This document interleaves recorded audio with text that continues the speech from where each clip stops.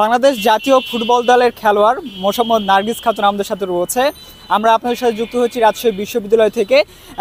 তিনি মূলত রাকসু যে নির্বাচন, এই নির্বাচনে ছাত্র দলের যে প্যানেল, সেই প্যানেল থেকে রাকসু নির্বাচনে প্রতিদ্বন্দ্বিতা করছেন ক্রীড়া সম্পাদক পদে। তো তিনার সাথে আমরা আজকে রাকসু নিয়ে আলোচনা করব। প্রথমত আপনার নাম পরিচয়টা দেবেন। আমার নাম মোসাম্মদ নার্গিস খাতুন। আমি ম্যানেজমেন্ট স্টাডিজ বিভাগে 19-20 সেশনে পড়াশোনা করছি এবং আমি জাতীয় মহিলা ফুটবলার। আসন্ন রাকসু নির্বাচন রাজশাহী বিশ্ববিদ্যালয়ে ছাত্রদল মনোনীত আমি ক্রীড়া সম্পাদক পদে প্রার্থিতা হয়েছি। আজকে আনুষ্ঠানিকভাবে ব্যালট ঘোষণা হলো। আমার ব্যালট নাম্বার হচ্ছে 8। তো ব্যালট নাম্বার পেয়ে গেছি, এখন প্রচারে একটু সুবিধা হবে নাম্বার দিয়ে।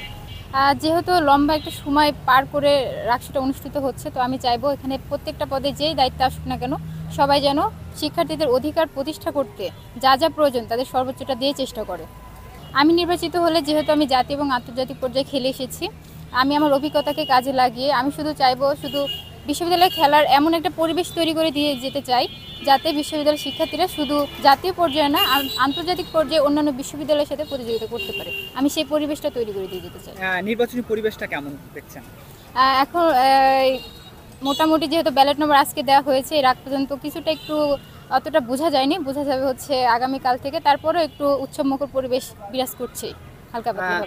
এখানে হচ্ছে যেহেতু ছাত্রদল খেলাধুলাকে সমর্থন করে, এটা একটা কারণ। তাছাড়া হচ্ছে আমাদের বিশ্ববিদ্যালয়ের মেয়েদের যে হল ভিত্তিক যে ফুটবল টুর্নামেন্টটা হলো, এটা তারা একটা ভূমিকা রেখেছে। তো সে জায়গা থেকে মনে হলো যে তারা সমর্থন করছে খেলাধুলাটাকে, এই জায়গা থেকে আর কি প্রার্থিতা হওয়া।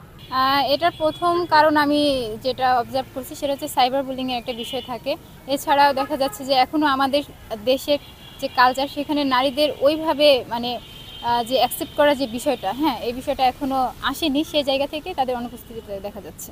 দর্শক, আমাদের সাথে এতক্ষণ যুক্ত ছিলেন বাংলাদেশ জাতীয় ফুটবল দলের নারী খেলোয়াড় নার্গিস খাতুন।